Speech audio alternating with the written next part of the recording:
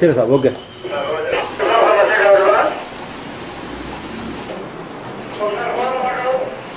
ఇదే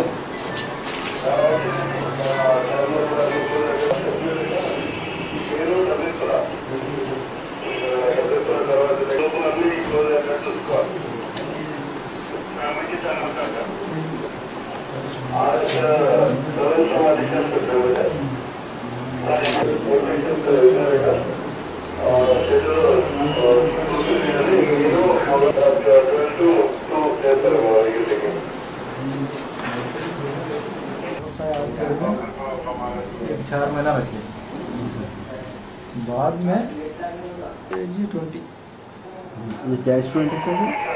polytechnic student exam को 3 महीने बाकी थे। हाँ 5th April 2012 రోజున జకీర్ అని చెప్పి ఆయన మోయిన్బాగ్లో ఉంటాడు. ఆయన వచ్చి వాళ్ళ బ్రదర్స్ డాటర్ సాదియా బేగం అని చెప్పి ఆమె మిస్సింగ్ అని చెప్పేసి మాకు కంప్లైంట్ చేయటం జరిగింది. ఆ కంప్లైంట్ తీసుకొని మేము గర్ల్ మిస్సింగ్ కేసు కింద కేసు కట్టి విచారిస్తున్నాము. అప్పట్లో ఫస్ట్లో ఆమె ఫ్రెండ్స్ని, మిస్ అయిన గర్ల్ యొక్క ఫ్రెండ్స్ని, వాళ్ళ రిలేటివ్స్ని అందరినీ విచారించాము. ఆయన ఆ ఆచూకీ తెలియలేదు. అయితే ఇది ఎట్లా ఉంటే నిన్న సాయంత్రం అంటే 4th నైట్ ఆ అమ్మాయి ఇంటికి వచ్చేసింది. ఇంటికి వచ్చి వాళ్ళ అమ్మకి ఆమెని సత్యప్రకాష్ సింగ్ అని చెప్పి తెలిసిన అతను కిడ్నాప్ చేసుకుని వెళ్ళి మీర్పేటలో డిఫరెంట్ హౌసెస్లో ఉంచి సెక్స్ఫుల్గా అసాల్ట్ చేసినట్లుగా వాళ్ళ అమ్మకి చెప్పింది. ఆమె వాళ్ళ మదర్ ఆ పాపను తీసుకొని ఈరోజు వచ్చి మాకు జరిగిన విషయం అంతా ఒక కంప్లైంట్ లాగా రాసిచ్చింది. దాని మీద మేము కిడ్నాపింగ్ అండ్ రేప్ సెక్షన్స్ వేసి అతని కోసం గాలించాము. ఈరోజు 5 గంటలకి అతన్ని సత్యప్రకాష్ సింగ్ కూడా అరెస్ట్ చేయడం జరిగింది.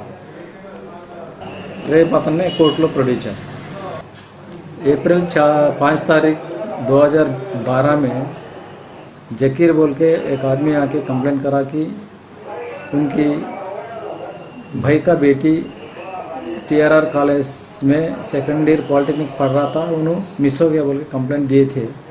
तो कंप्लेंट के बारे में हम जब से वो बच्ची को ट्रेस करने के वास्ते कोशिश कर रहे थे, कल जो है रात में वो बच्ची खुद घर को पहुंच के उनको माँ को बोला कि एक सत्यप्रकाश सिंह बोल के एक आदमी उनको किडनैप करके ले जाके मीरपेट एरिया में डिफरेंट घरों में रख के उनको सेक्सुअली असॉल्ट कर रहा था बोल के बोले थे.